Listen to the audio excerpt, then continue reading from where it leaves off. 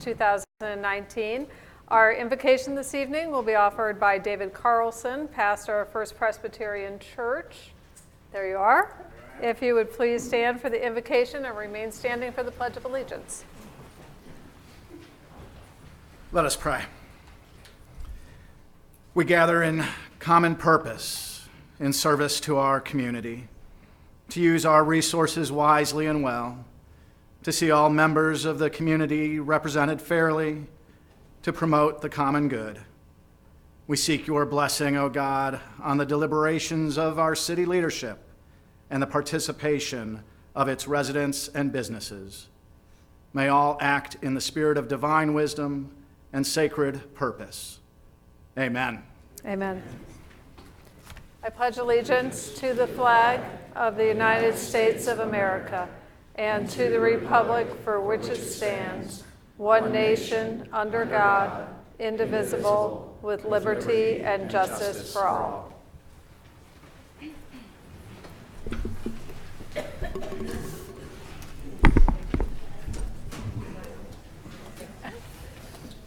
Madam City Clerk, will you please call the roll? Councilmembers Huff. Here. Perkins. Here. Doherty. Here. DeLucy. Here. Robertson. Here. Van Camp. Here. Mayor Weir. Here. We have two citizens who have asked to speak with the council tonight, both on Englewood Arts. When I call you forward, if you please come to the microphone and just state your name for the record. You will have 5 minutes. The clerk will keep the time up here at the dais. And the first is Tammy Parsons. You want to go second? Yes. Yes. Or never? Yeah. So Tammy Parsons, I'm a resident of Englewood. I'm also a business owner there, and I'm very much involved with the arts. My address too, is that what you asked? No. Okay, That's fine. okay. So Mayor, City Council, City Manager, thank you for giving me the opportunity to step up and speak. I don't think I need to go over the things that we've already went over in the past. There's a couple of things that are happening in Englewood that's on the agenda for this evening. Number one, the 1 cent sales tax, the board that's been brought before you. We are looking for your support in that board so we can go on to the next phase of creating the possibilities for that, helping us with some much needed improvements in the area. There's 101 things to say, but arts have very much been getting more exciting and more exciting for the Englewood area, and I think that there is great possibilities in front of us with the newly formed nonprofit Englewood Arts. And I hope that you can find support for the sale of the 3-story, the CMH building for that. Again, there's wonderful possibilities. I'm just a small town girl, and I love Englewood. And what I love the most about Englewood, I think, is the community that all gets together and helps do things. And that's what we've had from the very beginning of us going into Englewood. I think the biggest thing that stands out to me is Englewood's not getting loved. We need to do some preserving to our area. It deserves it. There's a lot of history there, and there is, unfortunately, has been a decline in the area through the past years, and I think the arts is the energy to help that turn around. And I think what inspires me on making my decision just stronger and stronger every day is the voice of the community that I get the opportunity to listen to, and that they want our neighborhood to flourish. So if you could be supportive for the Englewood Arts, we are ready to step up and continue to polish the work that's been done and the work that's in front of us. And I also wanted to just thank the representatives of the community that came out today to express their love for the arts in Englewood as well. So thank you guys. Thanks, Tammy.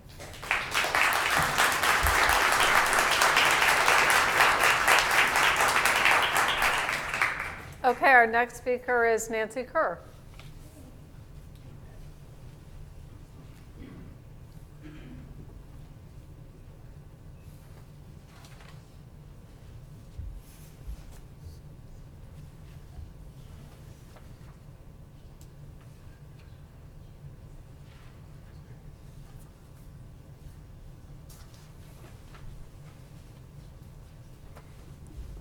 Good evening, everyone. Hi, Mayor. How are you?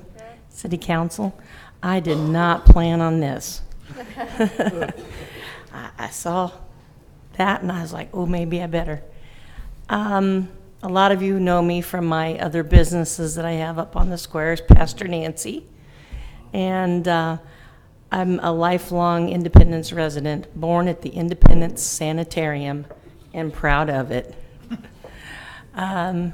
So I've decided to open another business and partner in a new business, and that's in Englewood. I've taken the space, I'm working on it, and I'm just thrilled to be there. You know, I spent a lot of my childhood there as well at the theater and at the Five and Dime. And, you know, as I was away in the military and I'd come back and kind of reestablish myself, I've seen it's not what it was that it once was. But I know what the possibilities are there, and I know how hard that the business owners are working to make that possible through the arts. It's just a tremendous area, and I'm so proud to have that area be for my new space. You know, I don't know a lot about it. I'm learning. I know that the SID is very important to help Englewood, the 1 cent tax.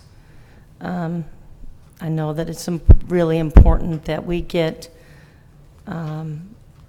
something done soon with the mental health building.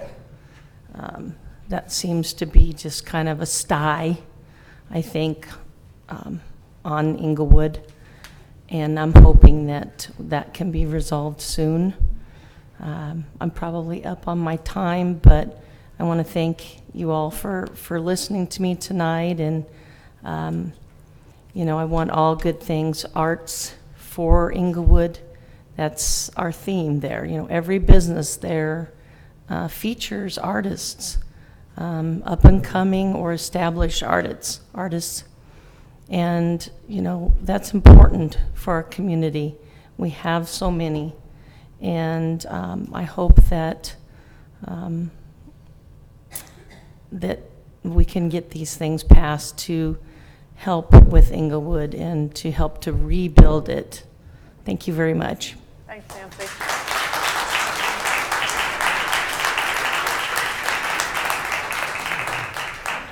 Okay, thank you both for coming and speaking tonight. This takes us to our presentation resolution recognizing Steve Bowles, Police Sergeant with the Independence Police Department, as the Employee of the Month for October 2019. Whereas an employee committee selects the Employee of the Month for exhibiting the qualities and ideals that best represent public service, and whereas the Employee Recognition Committee has selected Steve Bowles, Police Sergeant with the Independence Police Department, as the Employee of the Month for October 2019. Now therefore be it resolved by the Council of the City of Independence, Missouri as follows: that the City Council of the City of Independence, Missouri joins in recognizing Steve Bowles as the City of Independence Employee of the Month for October 2019. Okay, I'd entertain a motion for approval. So moved. Second. It's been moved and seconded. Is there any discussion? Hearing none, please call the roll. Councilmembers Huff, Yes.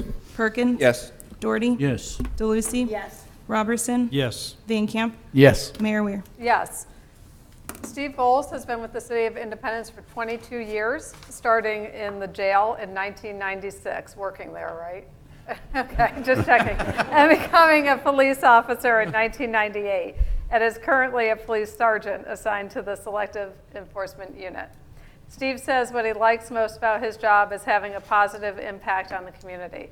Steve says a career goal is to implement new enforcement practices that would help reduce traffic crashes and fatalities in the city by working with those affected and implementing new technology. Steve says the most valuable lesson he has learned is don't take life for granted. On a typical day, Steve assigns traffic and parking complaints along with car dealer inspections to the motor officers prepares operational plans on behalf of the police department for all the major special events, such as the Halloween parade, Santa Calagon, and the 4th of July celebration. And he coordinates and plans funerals and dignitary escorts. Despite the size of the city, there has always been and continues to be a sense of community. That characteristic overflows into departments of the city. We continue to see growth and redevelopment throughout the city, making older areas more desirable to visit and shop while adding new businesses, and that's what makes Independence a good place to live, work, and visit. Steve has 3 adorable kids, Colton 6, Keaton 5, and Adlin 3. Is that right? And then he says occupy all his free time outside of work. Please join me in recognizing Steve Bowles as the October 2019 Employee of the Month.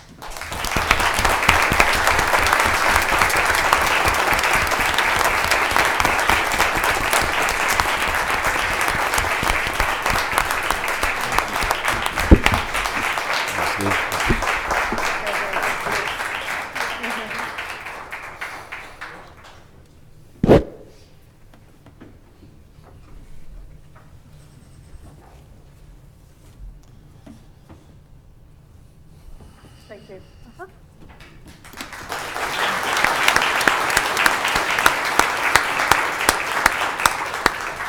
Next, we have a proclamation for fire prevention. The 2019 Fire Prevention Week theme is Not Every Hero Wears a Cape.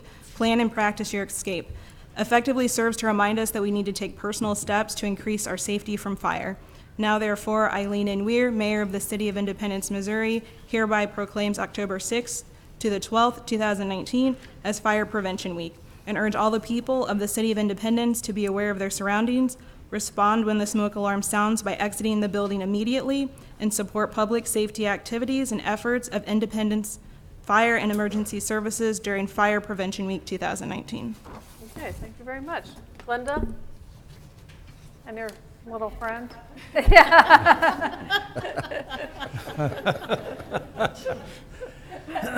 Thanks. Okay, picture here.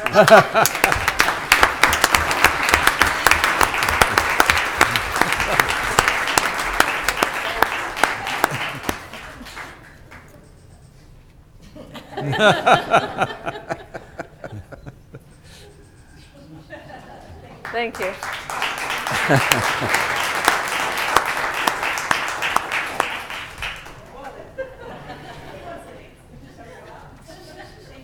Thank you.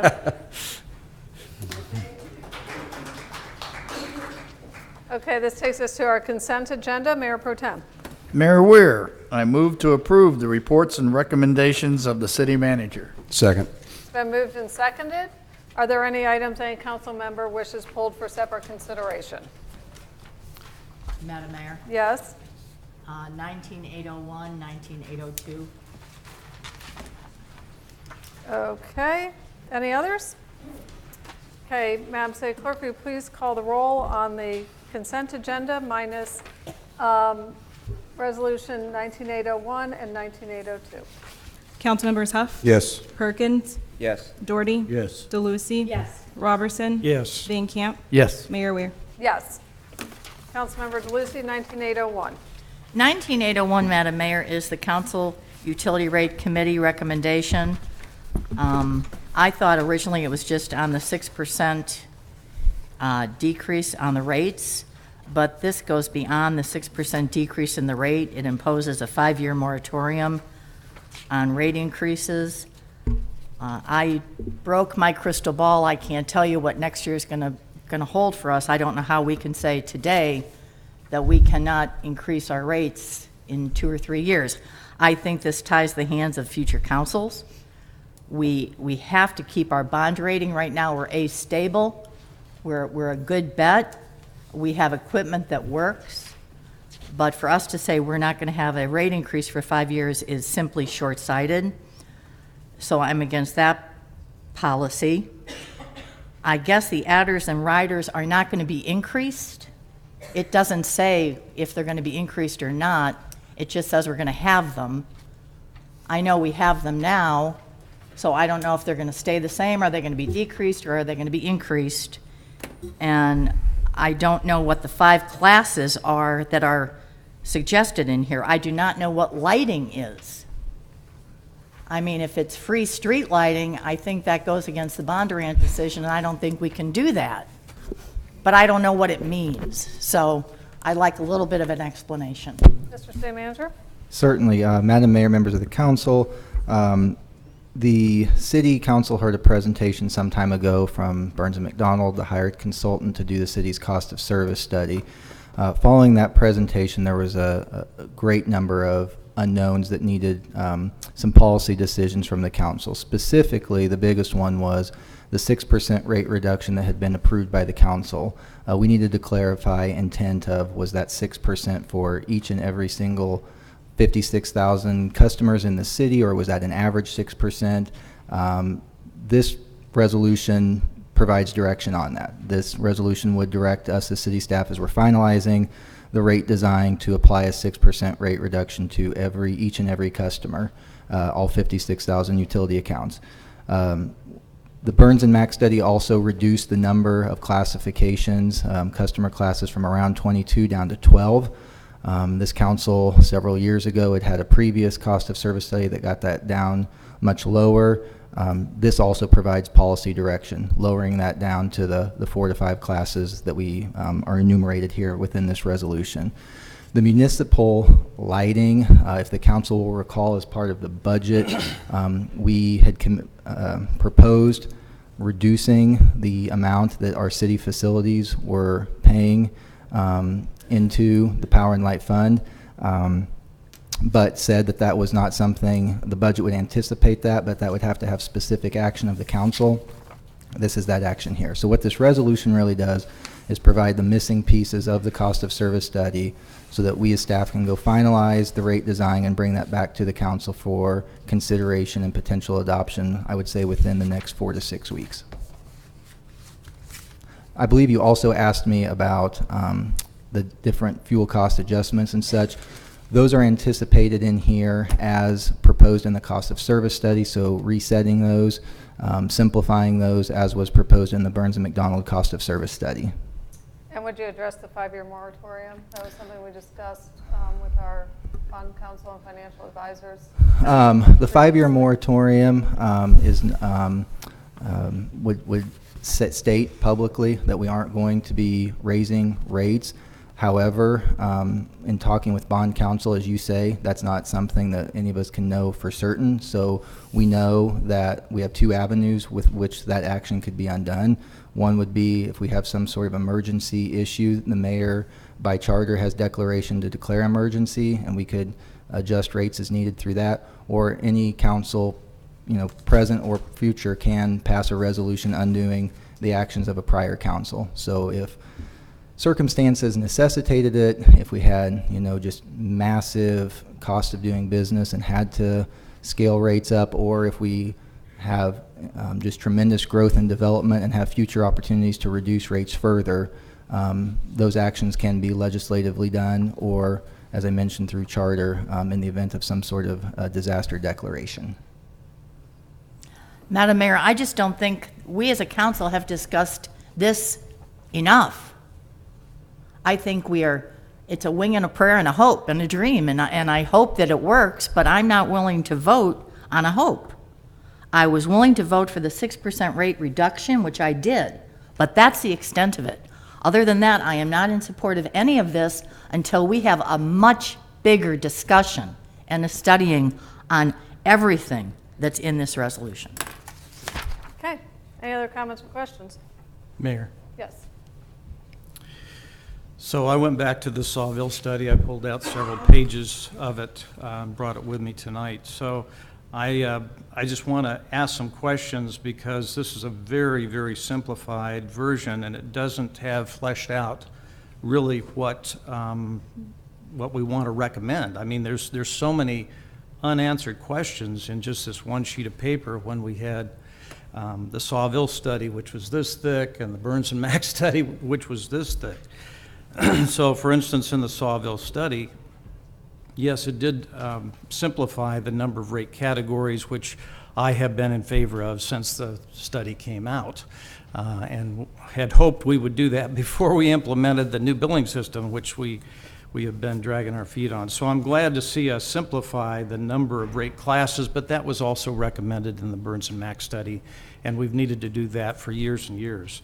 The problem is a number of those rate categories were reduced or changed in the Sawville study as well as the Burns and Mack study by a much larger percent than the 6%. In fact, the average for some of the commercial classes in Independence are close to 40% above the average for the area. And so there was a complete redesign of those rate categories and the rate structure so that they would be more fair and more competitive for the area. None of that's addressed in this one-page document.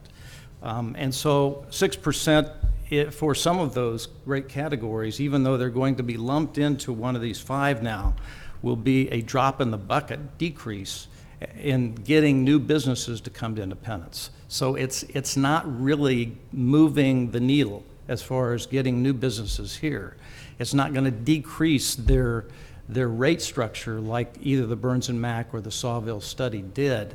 The Sawville study also had a base rate increase from, I believe it's about $4.50 per customer now to, and it's different for commercial than residential, but it would be, I think the Sawville study was $10. I think the Burns and Mack was around $8 or $10. So that's not in here either.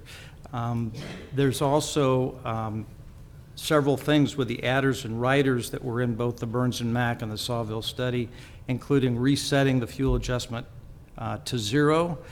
It doesn't say that in here. It just says there shall be adders and riders, but it doesn't say they're going to be reset to 0.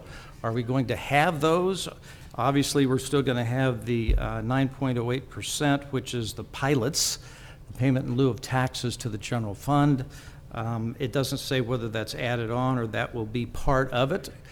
So we decrease it 6%, but we're going to add on the 9.08%. Is that how it's going to work? There's just so many questions to this half-a-page document that I don't know that we can vote on it. I mean, it's a... Okay, well, let me address those from the perspective of the Council Utilities Rate Committee, which was that has been studying this alongside of the PUAB and our staff. In regards, this says apply no less than 6% rate reduction to all IPL accounts. To your point, Councilman, there are in the rate structure, some people may receive more than that, but nobody will receive less than that. That is the recommendation of the committee. Mr. City Manager, we had heard the 2 presentations from Burns and McDonald, both at council study sessions. Those presentations were also given to the PUAB. We did not deem that we needed separate presentations at the Utilities Rate Committee since we had seen it at council, and many of us saw it at the PUAB as well. These 5 items are a response to questions that Burns and Mack had through either direct contact with the council or through our staff saying that they required some additional direction in order to complete the cost of service study. Is that accurate? That's correct. Okay.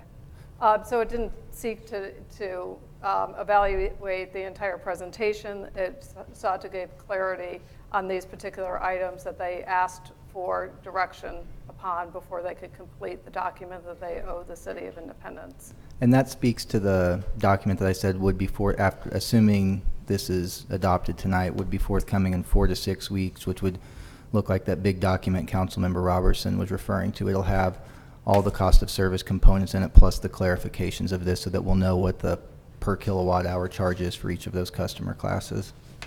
Specifically on fuel adjustment, we didn't address that in this document because there wasn't any, that wasn't an item that they were,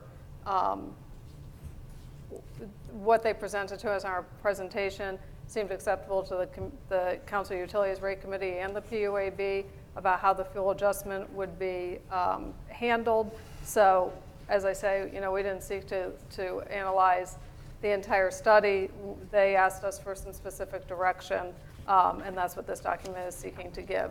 So again, Mr. City Manager, would you just give us a sense of moving where we go from here? I know people are eagerly awaiting. They want to know what all those rates will be set at, what they can expect to receive on their bill, when they can expect to get that. So could you just tell us, now that we have the answers to these questions, if they are adopted by the council, just would you explain again what happens next? Certainly. So let me use, as you've mentioned, there's a number of items that lacked consensus, or I would say even support. I will use the 6% to illustrate that point. So when Burns and Mack was providing this presentation, I think it caught the eye of some on the council and certainly some on the Public Utility Advisory Board, that number in their study was being applied as an average of 6%. So some customers were receiving, as you said, more than that. Some were receiving significantly less than that.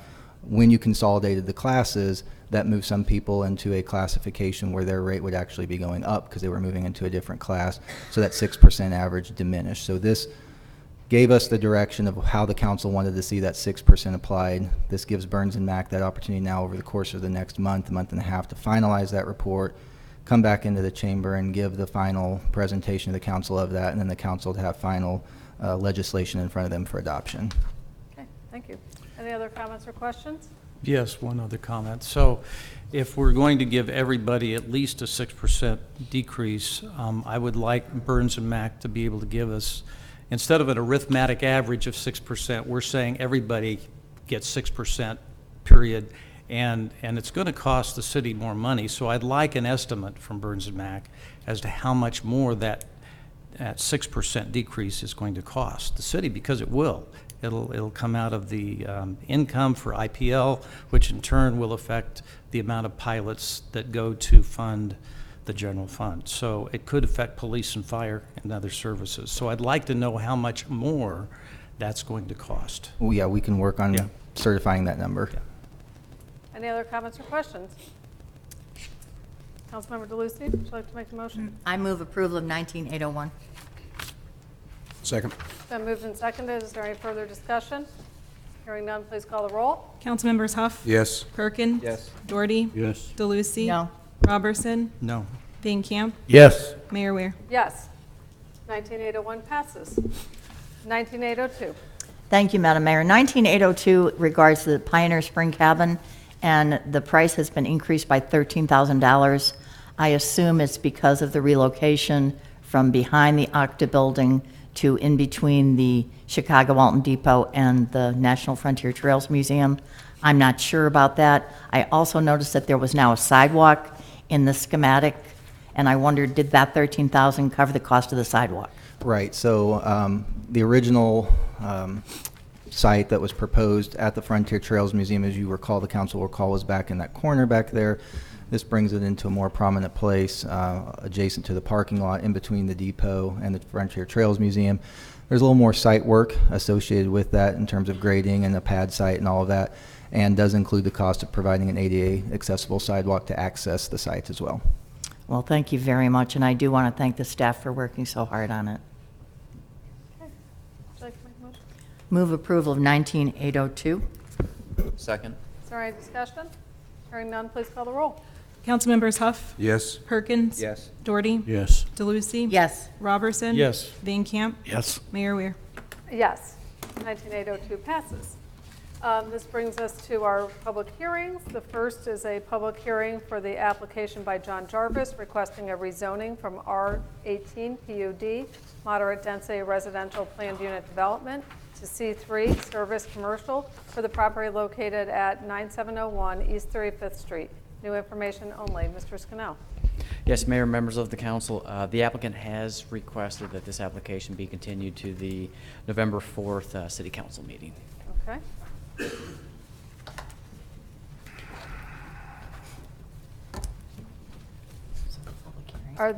Is the public hearing continued as well, or just the ordinance? The public hearing as well, yes. Okay. Do we need to vote to continue that? No? Okay. We added it to the agenda, so I think it's Okay. fine the way it is. Okay, thank you. We'll revisit this on November the 4th. Thanks. Yep. Our next public hearing is for the application received from Henson's Postgame LLC for a place of amusement intoxicating liquor license and Sunday sales for Henson's Postgame at the Lodge located at 19310 East 50th Terrace. This is a full public hearing. Mr. Scannell. Yes, Mayor, members of the council. Henson Postgame at the Lodge is seeking to sell intoxicating liquor by the drink for 7 days a week. Henson's is a sports bar. It's going to operate within the Epic Sports Lodge. They are taking over the spot of the former Upper 90 Sports Bar and Grill. They're going to have the same type of license and occupy the same space.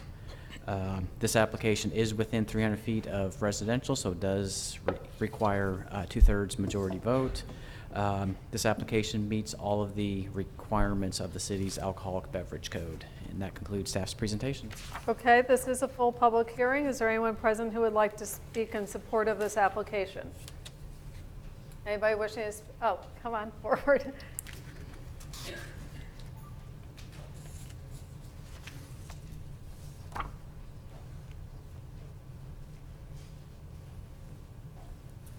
Thank you, Madam Mayor, members of the City Council here. My name is Ryan Henson Crum, the hopeful proprietor of Henson's Postgame LLC. I've been a patron of the Epic Sports Lodge for a number of years for my own kids' sporting events. I've known of the Sports Lodge since its KC Sports Lodge days. I have seen the space. I've been a patron of the space. I've seen how it's been underutilized over the years, and we are excited to get that revamped and bring some energy and enthusiasm and a great partnership that we already have with Epic Sports Lodge to be a contributing member to the Independence community. Thank you. Appreciate it. Is there anybody else wishing to speak in support of this application? Anyone wishing to speak in opposition? Okay, this public hearing is closed. Madam City Clerk. Council action is requested on the application received from Henson's Postgame LLC for a place of amusement intoxicating liquor license and Sunday sales for Henson's Postgame at the Lodge located at 19310 East 50th Terrace. This application requires a 2/3 majority vote for approval due to residential property located within 300 feet of the establishment. Okay, are there any comments or questions? I have a question, Madam Mayor, Yes. and I'm sure it's a typo. On page 1 of 2 of the inspection report, the question, will proposed use have any adverse impact on public health or safety? The response was yes. I'm sure that that's a typo, but I'd like that cleared up, please. Yes, that is a typo. Thank you very much, Mr. Scannell. Okay. Yeah, that would kind of be a disqualifier. Okay, any other comments or questions? Okay, hearing none, please call the roll. Councilmembers Huff, No. Perkins, No. Doherty, Yes. DeLucy, Yes. Robertson, Yes. Van Camp, Yes. Mayor Weir. Yes. Item passes. Okay. Our next item is the non-ordinance action item. This is in regards to the approval of the sale of the CMH building. I'll have the city clerk read this. If the council does not have any objection, Councilman Perkins has a gentleman here who's been very involved with helping with this project who would like to come up and talk a little bit about what they have planned for the property. So we'll do that after we read this. If there's Madam Mayor, one correction. Yeah. On the background, first sentence, it says, the building was acquired for $165. It was $175. It's my understanding. On the background page. Yeah, Yeah. So we bought it for $175. Mr. Samander? Top of my head, I believe it was 165, but We'll clarify yeah, that. right. Yeah, I believe it was $175. Okay. Okay, Madam City Clerk. Approval of the sale of the CMH building, 10901 East Winter Road to Inglewood Arts, a Missouri nonprofit corporation. Thank you, Madam Mayor. With no objection, I would like to have Michael Baxley, if he would like to come and present to the City Council. He now works for the Inglewood Arts nonprofit.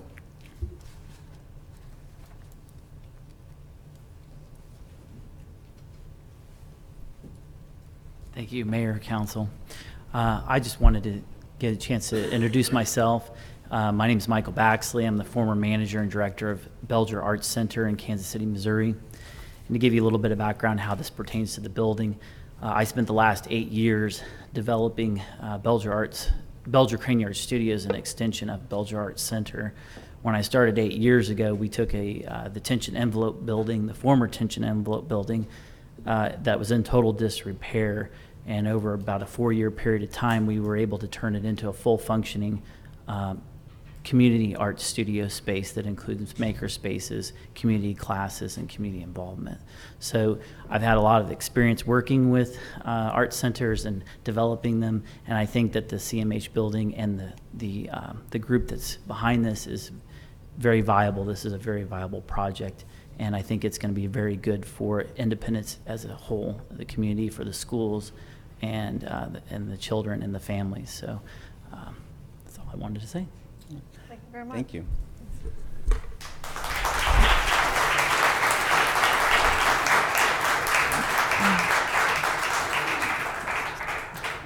Is there any discussion on this item? Yes, Madam Mayor. I had been told that we were going to be selling the building to the Inglewood Arts District, and I was excited about that. But what I have in front of me is a term sheet, which is not a commitment to consummate the purchase. Luckily, I spoke with some of the people outside this meeting room, and I was told that, yes, they do want to buy the building. They are willing to put down 10%, which is $16,500, when they actually sign the contract to purchase, as I understand it. The remaining balance of up to the 165, which remains 165, even if we had purchased it for 175, I think it's a little late in the game to be saying it's now 175. I think it has to stay at 165. Anyway, they'll go ahead and pay the rest of the money within 30 days of signing the contract to purchase. The problem I have with this agreement, which is 7 pages long, is it says that if the property is no longer used for the expression of art or art-related activities, the city may enter the property and reclaim title through appropriate action. And I don't know what that means. I don't know. Are we retaining ownership of this building? Because I want to sell this building for $165 to the Inglewood Arts people, and I don't want any conditions on the sale. So I don't know why we would claw it back. I have no idea. I mean, why would we want to do that? And then there's a 10-year statute of conditions that run with the land. I mean, I think these people want to buy it, and I certainly want to sell it. So can't we just do that simple?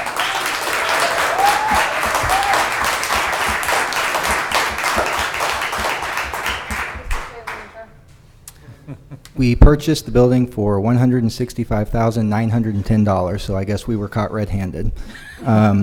The $910 came as part of the closing costs, so the council had authorized us to use your council goals account back when we had one of those to purchase the building for $165. There were closing costs of $910, so we that was the exact purchase price. This is a direction from the council to allow me, upon your affirmative approval of this tonight, to go execute the contract with that group. I just don't want to get in trouble and go sign contracts without the council's approval. So that's what the action tonight is allowing us to do. It has been executed by the Inglewood nonprofit group to whom we are selling the building to. I can have Mr. Norris come up, who put this together, to speak to some of the things about entry of the building and all of that. I think what we're trying to guard with here, Councilwoman, is if for some reason everybody associated with this project were to have an apocalypse and no longer be in Inglewood, We wanted to make sure that the very reason for which the city initially got this building, that the redevelopment of it happens, that it is consistent with the vision that this group has, that the city has. But I don't have any doubt that that will happen. It's just a matter of making sure that it's legally binding, that the vision that these two entities that are forming this partnership, that happens. But this will become their building. This will be their building. They will develop it in a way that's consistent with what they've agreed to in the contract and what the city's enumerating in the contract as well. But this also provides that we have a right of first refusal within that 10 years. If they want to sell it to somebody else, the city will step in and buy it. Mr. Walker, I do not want to own this building. First refusal. So if we decided we would want to buy it again for some reason down the road. Why are these, Mr. Norris, maybe you can explain, why are all these I can keep explaining clawbacks that. in there? Mr. City Manager. So again, one of the provisions in the council's adopted strategic plan was to acquire blighted properties when there was a redevelopment opportunity. We had a property owner there that was not furthering the redevelopment of that building and at the detriment of the Inglewood Arts District. So that's why the city stepped in and purchased it for $165,910. We have been working to find somebody whose vision to redevelop that property would be fairly consistent with what the city wanted to see there. So specifically meaning that the redevelopment would occur soon and in a way that would benefit and bring up the rest of the supporting businesses in the Arts District. The only reason that first refusal provision is in there is that, again, in case this group decided that they no longer wanted to move forward with it, they didn't, let's say hypothetically, resell it back to the very person from whom the city originally bought it, and it sits for another 15 or 20 years at the detriment of the district. But it's an opportunity to make sure that the redevelopment of that district happens in a way that's consistent with the city and the Arts District's vision. So we're selling it with conditions. Yes, conditions are there, but the opportunity to step back in case the advancement of the vision doesn't happen. Why should the buyer buy it with conditions? Why does the buyer not just buy it? Why don't we put it on the market for sale for $165,000 and sell it tomorrow? Why don't we do that? Madam Mayor, if I may.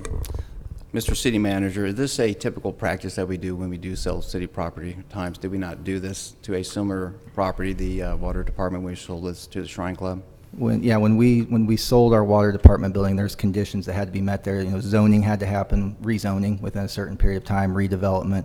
The city also has an opportunity to reacquire that building if that process isn't met by the Shrine Club. Correct. So this is something that we typically do. What we have before us, if I may, we have a term sheet that moves Inglewood forward and also moves Western Independence forward. This is a great next step. This is an opportunity to fulfill some of the obligations that this city has. We acquired this building from the previous owner because he did not do anything with this building for 7 years, 8 years, and just let it dilapidate. This council took a stand about 3 years ago that we were going to fight blight in our neighborhoods, in our commercial districts, and we've done that. And part of that, one of the first steps we did was acquire this CMH building, and this is one of the first steps that we've done. It's something kind of new for the city that we've done to take that step. So that's part of this journey. At the end of the day, I am very confident that the group of individuals that are sitting out here before you are the group that can get this done. I have faith in their ability. I have the faith that they have the vision. I know they have the vision. I think this is a great first step to fight the blight and stabilize our western part of Independence. Mr. City Manager, we sold the water building for $20,000, did we not? We are selling this building for $165,000, which is $910 less than what we purchased it for, correct? Correct. Councilman, did you want to continue? I would. Thank you, Madam Mayor. I've had the privilege of working with the Inglewood Group for 1 year to help the Inglewood create a place where we can have sustainable living, that we have a destination, a place of arrival. This group has pulled together, formed Inglewood's Arts nonprofit. They have a board of directors. They are moving forward. They have the vision. They have the determination. They have the group of people giving them guidance and also strong support. This is a partnership with the City of Independence that we entered into when we bought the building. This is a vision that we're taking forward. This is what the Arts District is formed. We have an opportunity here that I do not want to slip through our fingers. I would urge my colleagues to support this most important development that we have in Western Independence right now. One of the most important, we have some more coming down the line. We got some good stuff happening, but this is one of the most important right now. And I do not disagree. I want to sell this building to that group, no conditions. That's what I think we should do. Are there any comments? Yes, Councilman. I want to reiterate or say what you have, that this is a cooperation between the city and the area and the councilman from that district. I think this is, instead of just going out and selling and not giving the opportunity to the community to invest. And I think you're well on board to getting it there. And I think that this is a fine example of this system that can work if we have patience and deal with the communities. Okay. I would like to say that I am comfortable with the conditions. We have made a tremendous public investment in the Englewood area over the past many years, maybe a decade or more. You can tell by the grants that we've been able to apply for, the things that we've been able to leverage, the NID that exists in Englewood, the use of the 353 commercial and residential program that helped Vivalor to become the beautiful place that it is. We have invested mightily the public dollars and the public trust in the Englewood area, and that's an investment that I feel very strongly that we need to preserve. There's a very clear vision for that area that was established at the time when the Arts District zoning was put into place. That was after many, many meetings over a series of years to create an overlay district for all the commercial districts of Western Independence. And we were able to do something in Englewood. And we hope to be able to do something in Fairmount and do something in Maywood and continue to do things on the square and do things on Nolan Road and 40 Highway and create this downtown vision that we've spent years developing. So I think it's very wise on our part to put deed restrictions on this property and other potential available properties in Englewood to make sure that the vision that was created by the citizens of this community and supported by this council, previous councils, and I hope future councils, that we are able to create a very unique destination area that's unlike anything else certainly in our city, and I would say in our metropolitan area. I would also point out that there are some conditions on the part of the buyer as well.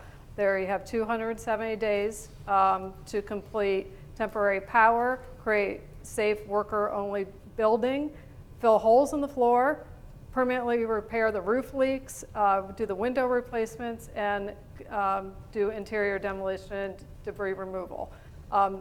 We've always approached this as a partnership. I'm thrilled that we are able to recover all but $910 of our purchase price, and I will have a fundraiser and raise $1,000 to cover that $910 in Englewood. So if that's going to be an issue. I would encourage, because this has been a very active and growing group of citizens who've been putting their energy into Englewood, take advantage of the multiple resources that we have in this community. I've met Michael a couple of times. I'm excited to have him on board and familiar with what has been able to be achieved at the Belger Arts Center and Belger Crane Yard, very impressive. We have the Innovation Center right here in our own backyard at the school district building on Forest Street.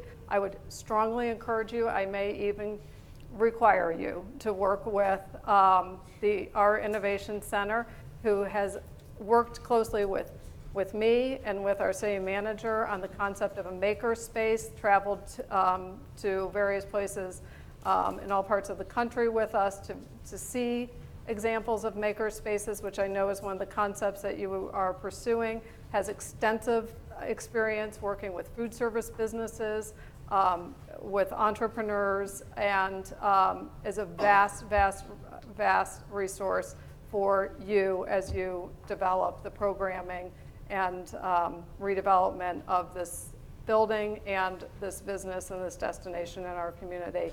Of course, our city staff has tremendous resources as well in terms of utilization of various tax credits and incentive programs that may be available. And I would strongly urge you, and as I say, may even require you to use those resources. And when we get the documents signed, sealed, and delivered, we want to work with you to make sure that this project is a success and that you will provide this council and the community with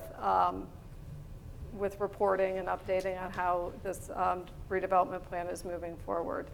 So I am 100% in favor of this. It has come after a lot of work and discussion with other potential developers, and I think that this is the best way to make this truly uniquely independent and activate a very important part of our community.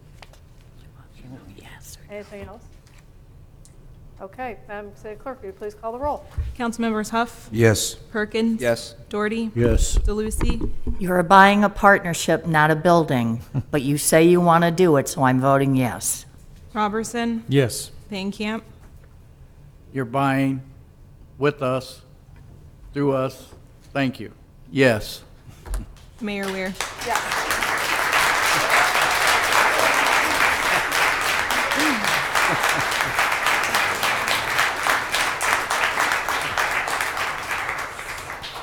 Okay, this takes us to our second readings. Madam City Clerk. Bill number 19066, an ordinance authorizing the First Amendment to the Community Center Services Agreement with Mid-America Regional Council for a maximum reimbursement of $60,250 in grant funding for the city's Senior Adult Nutrition Site Program for fiscal year 2019 to 2020, making the necessary appropriations, authorizing future change orders for additional funding and/or time extensions, and authorizing certain future appropriations. Second and final reading. Is there any discussion on this bill? Hearing none, please call the roll. Councilmembers Huff. Yes. Perkins. Yes. Doherty. Yes. DeLucy. Yes. Robertson. Yes. Van Camp. Yes. Mayor Weir. Yes, ordinance passes. Bill number 19067, an ordinance authorizing a contract with VF Anderson Builders LLC for the College Street Improvements Project number 111805 for an amount not to exceed $802,346, authorizing future minor change orders for an amount not to exceed $80,234.60, and/or time extensions, and increasing project appropriations. Second and final reading. Is there any discussion on this bill? Hearing none, please call the roll. Councilmembers Huff. Yes. Perkins. Yes. Doherty. Yes. DeLucy. Yes. Robertson. Yes. Van Camp. Yes. Mayor Weir. Yes, ordinance passes. Bill number 19069, an ordinance amending Chapter 11, Article 2, smoking in public places and places of employment of the Independent City Code to update Section 3, definitions. Second and final reading. Is there any discussion on this bill? Just a question, Madam Mayor. Yes. This is the one where we added Dr. Potts' language, and I just want to be sure that what we have in front of us does in fact incorporate Dr. Potts' language. Yes, we did. Christina Heinen was able to incorporate that in there, and his concerns are reflected therein. So do we need two readings of it, or? No. In talking with the city clerk, we were able just administratively fix that language in between Thank you. readings, so we can take care of it tonight. Thank you. Could I just add a comment, Mayor? Yes, of course.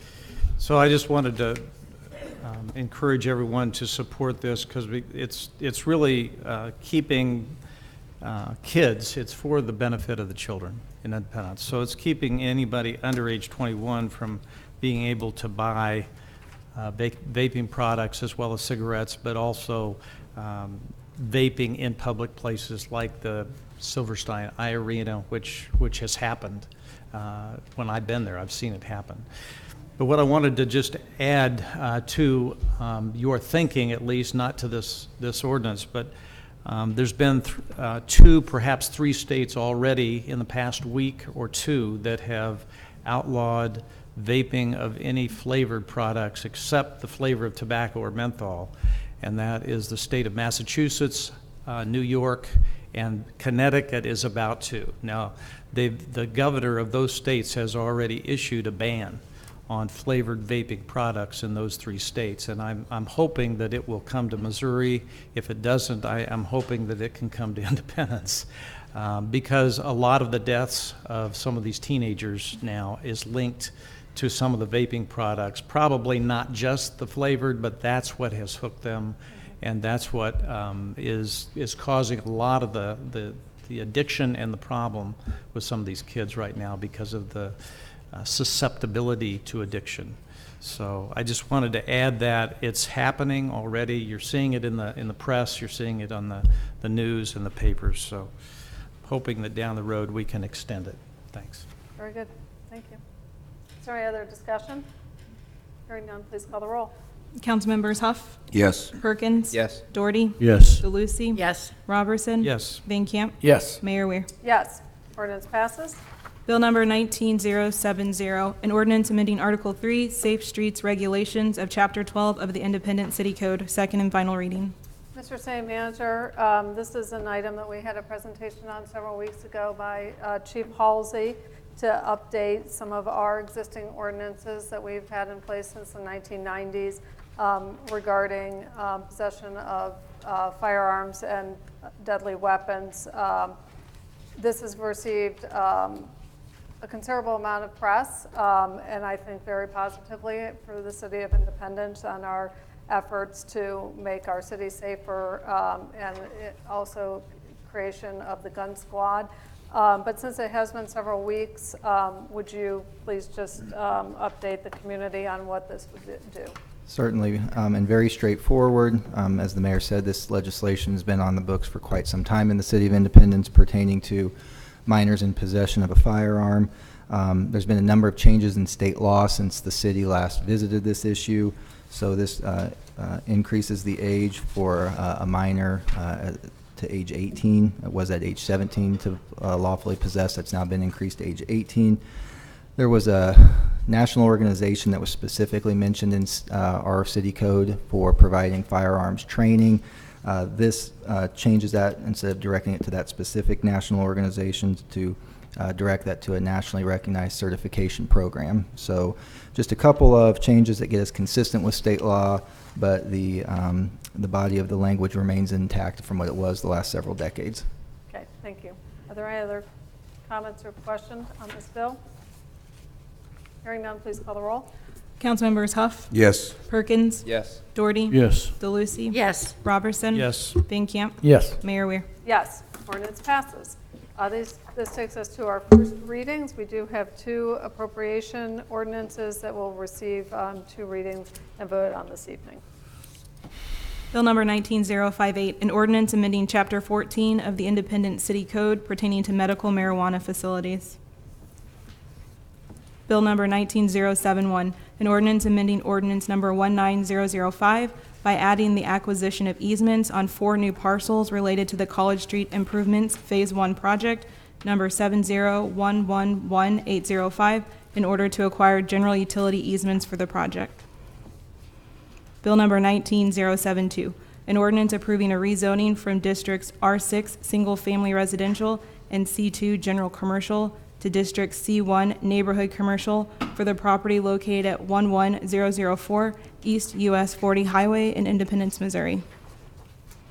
Bill number 19073, an ordinance approving a rezoning from District R18 PUD Moderate Density Residential Planned Unit Development and R6 Single Family Residential to District R6 Single Family Residential for the property located at 1220 South Swope Drive in Independence, Missouri. Bill number 19074, an ordinance granting Kansas City Power and Light Company, or KCP&L, Greater Missouri Operations Company, its successors and assigns, a franchise and authorization to construct, operate, and maintain all appropriate facilities for carrying on a light, heat, and power business, granting the right to use the streets and, alleys and all other public places for the city within the present or future certified service territory of the company therefore, and prescribing the terms and conditions of such authorization and repealing ordinance number 13577. Bill number 19075, an ordinance estimating revenue and increasing appropriations in the amount of $277,138 in the tourism fund, $236,795 in the park improvement sales tax fund, $568,262 in the stormwater sales tax fund, $4,689,750 in the street improvement sales tax fund, $371,311 in the CDBG fund, $732,893 in the home fund, $3,681,065 in the tax increment financing funds, excuse me, $1,558,022 in the general fund, and $718,318.42 in the grant fund, and transferring appropriations in the amount of $671,615.73 from the general fund to the capital project fund. Woo. I know, right? All right.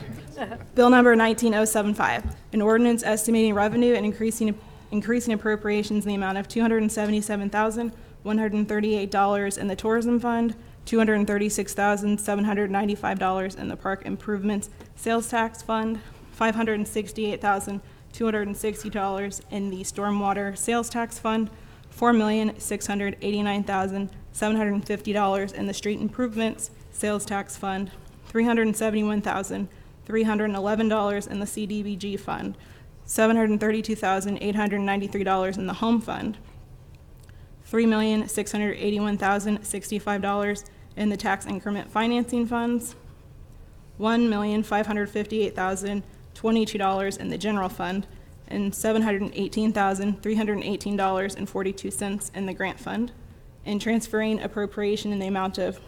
$671,615.73 from the general fund to the capital project fund. Second and final reading. Is there any discussion on this bill? Hearing none, please call the roll. Councilmembers Huff. Yes. Perkins. Yes. Doherty. Yes. DeLucy. Yes. Robertson. Yes. Van Camp. Yes. Mayor Weir. Yes. Ordinance passes.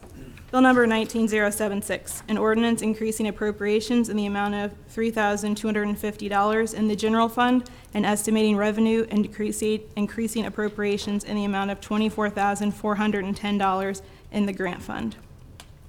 Bill number 19076, an ordinance increasing appropriations in the amount of $3,250 in the general fund and estimating revenue and increasing appropriations in the amount of $24,410 in the grant fund. Second and final reading. Is there any discussion on this bill? Hearing none, please call the roll. Councilmembers Huff. Yes. Perkins. Yes. Doherty. Yes. DeLucy. Yes. Robertson. Yes. Van Camp. Yes. Mayor Weir. Yes, ordinance passes. Okay, this takes us to council member comments. I'll start on my left with Councilman Van Camp. Mayor Weir, thank you. Attended several meetings, and we have a problem in our area with transients and trash. Everything is being done. This is not new. It is escalating because of a push from other surrounding areas to our area. But we're doing everything, and the recent escalation is due to the overpopulation, and we feed pretty good out here, and that's what comes from it. But we want to be charitable. But this has to have a community effort along with our police, and our police are doing everything they can here, and they're addressing the issue. I want you to know it's not going unnoticed, and we're working together to get it done. Thank you. Councilman Robertson. No comments tonight, thanks. Councilmember DeLucy. I have a couple. The Kitty Cat Club, did we continue that? Is that what we did? It's after council member comments is the appeal hearing. Oh, okay, So we okay. haven't dealt with that yet. Okay, thank you. I was so Okay. confused. Okay. Mr. City Manager, you mentioned a few weeks ago you were working with Blue Springs and Lee Summit city managers on having some type of sunshine law primer for people. Has that ever been arranged or anything like that, do you know? We're working to finalize that specific program, but we also want to, I think you brought up some good points, Councilman, that there's some specific rules of engagement, if you will, for our own boards and commissions that, don't cross municipal boundaries. So we're also seeing what assets may be available either in-house or through the Missouri Municipal League to help with that. But in terms of widespread training on the Sunshine Law in general, yeah, we are finalizing that as part of our Eastern Jackson County Shared Services Initiative. Okay.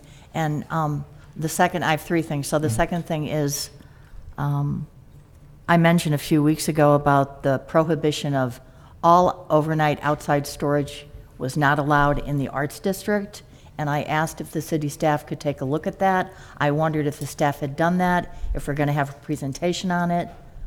Right. We're in process of developing a study session presentation on that. Councilmember Perkins also rightfully pointed out that we are working on some other overlay items with the Arts District, so we thought it would make sense to bundle all of that together and present that. So that will be forthcoming at a study session to the council. At this point, I know there's outside storage happening in the Arts District. Are we just closing our eyes to that, or what are we doing? We did start a zoning case on that. Here's one for you. Okay. Now that this group's going to buy this building, they're going to store the sign inside of there. So we continued the case to allow for tonight to happen, and then temporary storage of that sign will happen in there is their intent. In that building. Okay, okay. And finally, I've been watching on the corner of Lexington and, let me think. Pleasant. Byron Constance is going to be putting up his Call of the West statue on Friday, and it's going to be beautiful.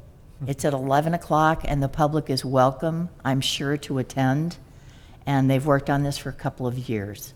So I think that's just outstanding that a private citizen would beautify our city in such a way. So I thank Mr. Constance, and I'm definitely going to be there.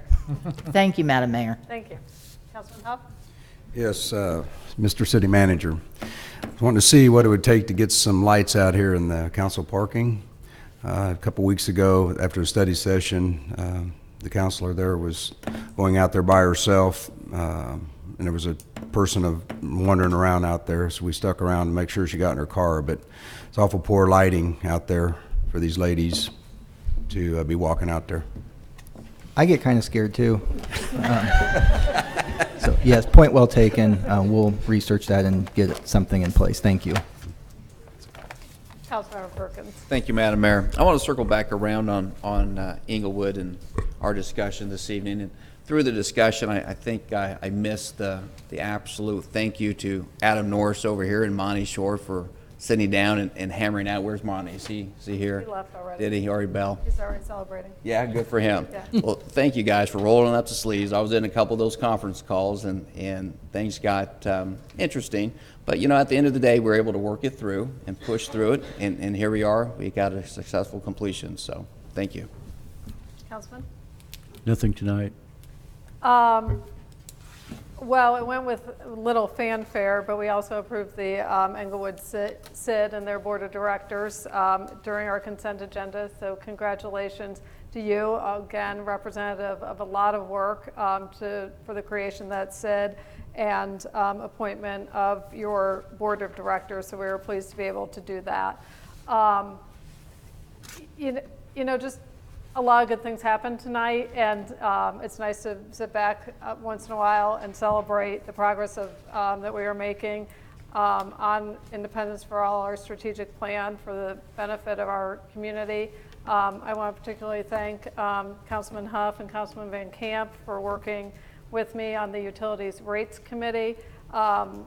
We have made significant steps to make our utility the most competitive and reliable in the area. Our work is not done, but this is a major step forward in that goal, and not only for those people who are chosen to have Independence as their home, but people who want to maintain and bring a business here to town. So we will eagerly await the finalization of the report and continue to move forward and evaluate how we can make our utilities the best that they can be. I want to thank our Advisory Board of Health for helping us work through this, what we can and cannot do in our smoking ordinance. I think that was a major step forward. We will continue to watch the national conversation in regards to vaping and see what the state of Missouri would allow for us to do in terms of any kind of local legislation. And again, our Independence Police Department, incredible work with the Street Crimes Unit, incredible work creating this gun squad out of nothing without any additional resources provided to you. I think that the Safe Streets regulations was important, although it's a bit of a minor update. I think it will have a big impact, and we're seeing other cities in our communities make these same regulations, which I think will help all of our entire metropolitan area be safer, help our agencies work together as best they can to enforce these similar regulations. So thank you very much for your time on that.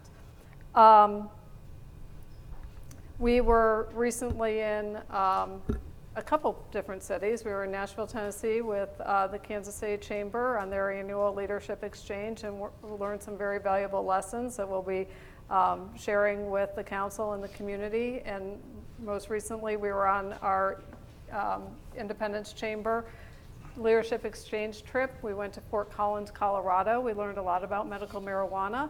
We learned a lot about how they operate their municipal utilities, how they collaborate in their community. So we'll be sharing some more information on those trips as well as we move forward. So a lot of great things happening, and I want to thank all of you for being a part of it and all the hard work that you do in our city every single day in your neighborhoods.